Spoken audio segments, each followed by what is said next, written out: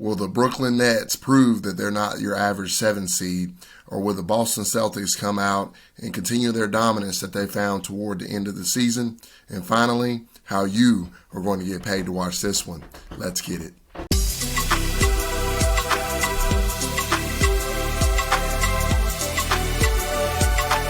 This is Enough Said Sports.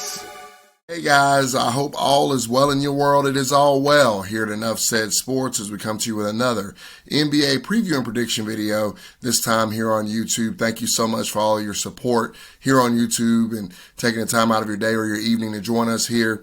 If you like this sort of content, please also join us on Patreon. Get all of our exclusive picks from the NBA, NFL, MLB, and more. Click the first link in the description box below. Become a true fan of Enough Said Sports and definitely take advantage of those opportunities over there. As well as for those of you who are new to our content, welcome to Enough Said Sports, where we don't do fandom, we do business, and where we don't make friends, we make money. Let's talk to you about a matchup that's going to be coming on Sunday, April the 17th at 3:30 p.m. Eastern Standard Time. It's going to be the Brooklyn Nets going up against the Boston Celtics. The Celtics are favored by 4.5 in this one, and the total is 224. So let's talk about the Brooklyn Nets first, and coming in on the road, and let's talk about their chances in this particular game and my overall viewpoint of these Brooklyn Nets, being that they are the 7th seed. Obviously, they're not your average 7 seed. I think that they're down there obviously because Kyrie missed a significant amount of time on the road, at home during the home games, during that whole situation with the vaccinations. And then Kevin Durant obviously went down with injury for a big portion of the season. So that's why they find themselves in this position. However, with all that being said, I do find that the Brooklyn Nets are very flawed. They're a flawed basketball team. I believe that they have a very high ceiling. They have a lot of talent, obviously, with KD and Kyrie. And Ben Simmons, if he does play, seems like he may play late in this series, maybe game 3, 4, 5, somewhere in that area. As far as that's concerned, we'll see if he actually gets on the court and see if he actually contributes. I do think that he can really contribute on the defensive end. That's obviously where his strength is and where he's best at. I don't see him being able to really add to any offensive prowess, which at the end of the day, I don't necessarily think that the Brooklyn Nets need that much more offensive prowess. They're very, very good because of the talent that they have in Kevin Durant and Kyrie Irving. Where I see that this team is flawed at is this team is what I like to call an ISO team. They're going to, your turn, my turn. Kyrie's going to play an ISO ball, which he's very good at. Kevin Durant's going to play ISO ball, which he's very good at. But at the end of the day, guys, ISO ball is not winning basketball. It'll get you so far, and you'll be able to beat the lesser opponents. But when you're going up against an actual basketball team, that's not going to work. That style of play definitely doesn't work in the playoffs. It didn't work last season either. Whenever we saw Brooklyn go up against the Milwaukee Bucks, obviously they had an injury in that series and had some other things going on there. But with all that being said, ISO ball at the end of the day is not winning basketball. You can't win a championship that way.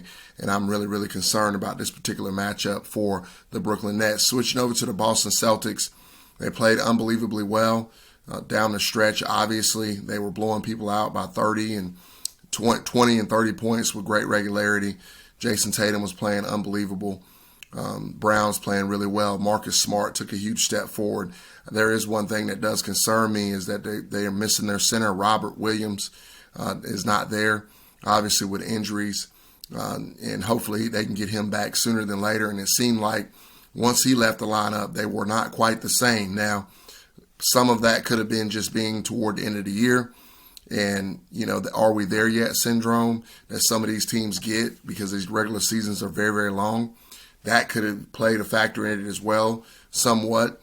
Also, maybe they didn't quite play as hard because they were also concerned about injury and trying to get to the playoffs as healthy as they can. And so all of these things may have been a factor for Boston down the stretch. I mean, they didn't fall off a cliff. I wouldn't say they fell off a cliff, but I would say that they definitely weren't playing quite as well toward the end of the season, the very, very end of the season as they were in the second half before Williams went down with his injury.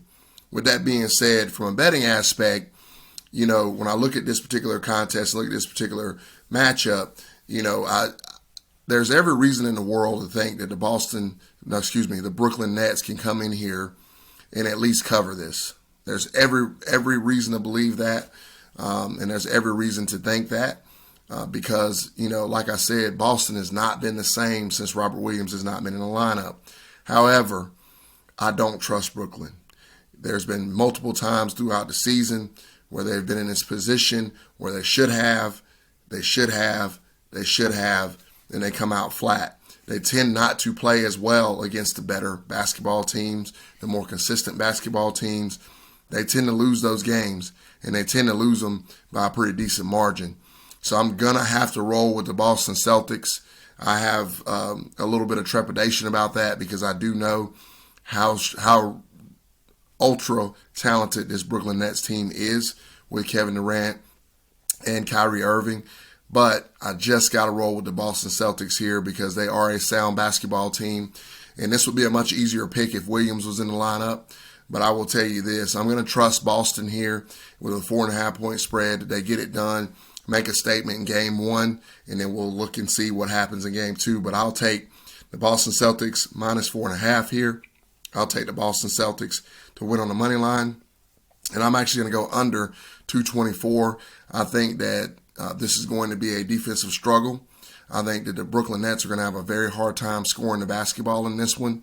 I think the Boston will find an easier time scoring, but I think Brooklyn's really going to struggle because I think Boston is an excellent defensive team, and I think they'll be amped up and ready to go here for game one. So I'll take Boston minus 4.5, Boston to win on the money line, and under 224. Thanks, guys. As always, appreciate all the support, and I will talk to you again soon. Take care.